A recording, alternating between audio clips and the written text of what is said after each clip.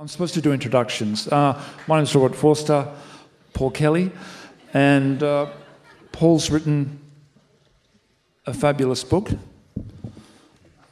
called How to Make Gravy.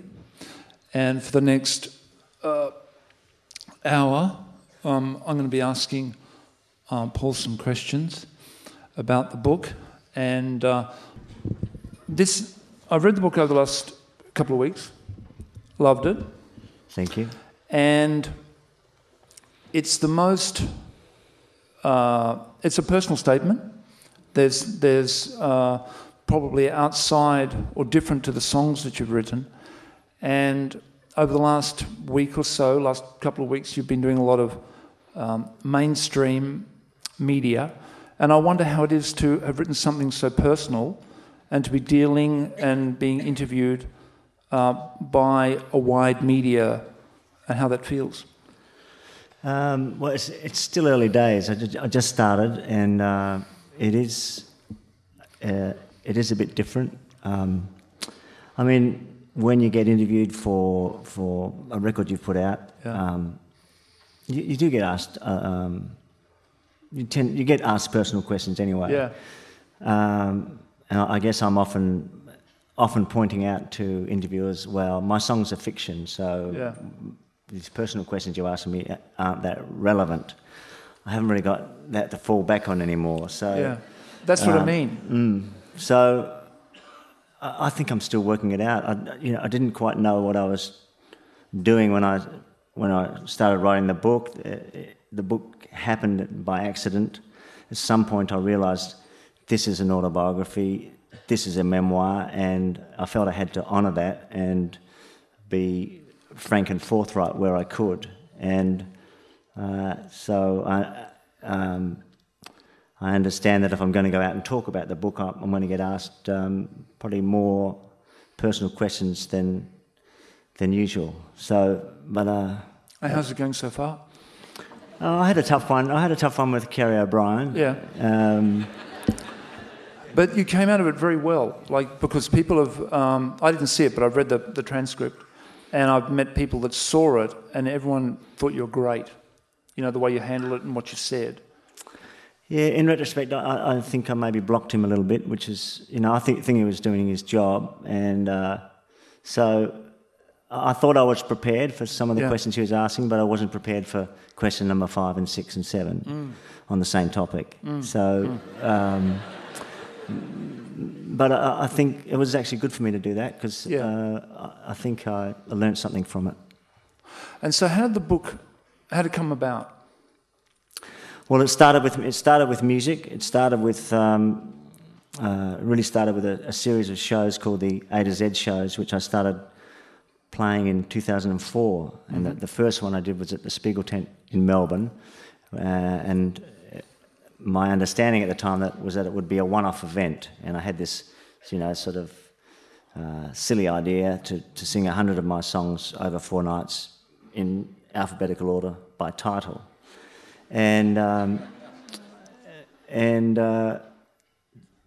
did it. And after I'd done it, I realised that it was I'd found a new way to play my songs. I'd found a way to change audiences' expectations of what coming to a show would be. And I knew I'd found a way to get in touch with a lot of my older songs that I'd just lost touch with. Not because the songs weren't any good, but because the demands of structuring a show always meant you had to have the balance of the new record you were playing and then a mix of old songs that people knew. So a lot of old songs that weren't the popular songs were just sort of gathering dust. Yeah. So I realised, okay, I'm onto something here. I've got a new way to do my songs, and so I continued to do the shows. I started doing these A to Z shows maybe once or twice a year, and just recorded them as I went, and then thought, it'd probably be good to release these recordings at some stage as a kind of box set, and started thinking about that, and thought, well, if I'm going to put out a box set, I need to make a really nice booklet to go with the box set.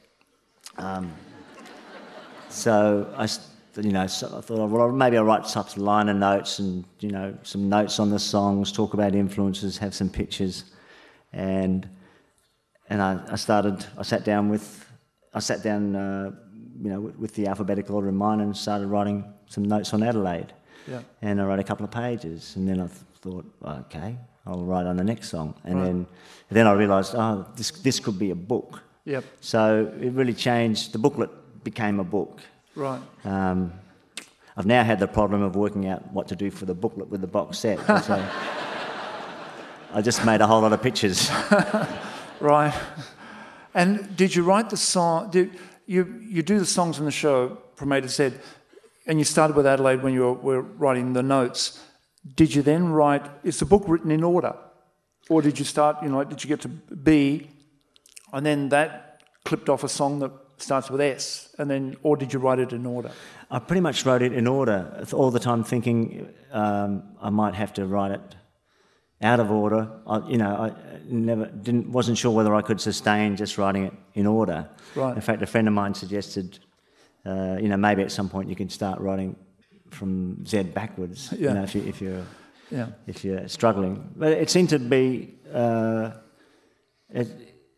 did 3 A songs and then into the Bs, and there's lots of B songs, Bs, and lots of Bs, Cs and Ds for some reason. So I was toiling away in the Bs, Cs and Ds for a long time, but I seemed to be able to keep going. And there are some bits of the book which were written a long time ago that I used.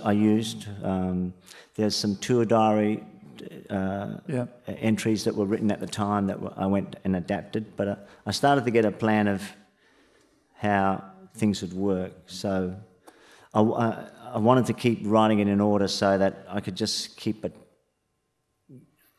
track. I didn't want it to be totally random, so I started to think of a structure. So there's a tour, there's a tour diary chapter early in the book, and I wanted to have that also in the second half. So I started thinking about the architecture as well, but just plodding along through the alphabet.